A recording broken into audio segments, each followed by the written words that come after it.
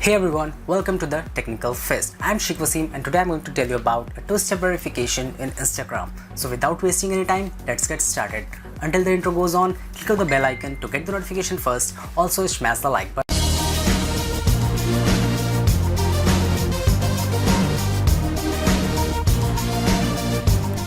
Open your Instagram app, log in and go to your account page. And click on the three dots on the right corner. Scrolling down, you will get two-factor authentication. Click on that, switch it on, and it will send one-time password to your registered mobile number for verification of that account.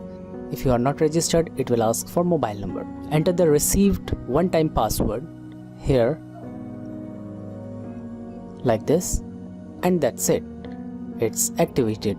You will also get backup codes which you can use in any situations. If you don't know about the backup codes, go through my two-step verification overview video.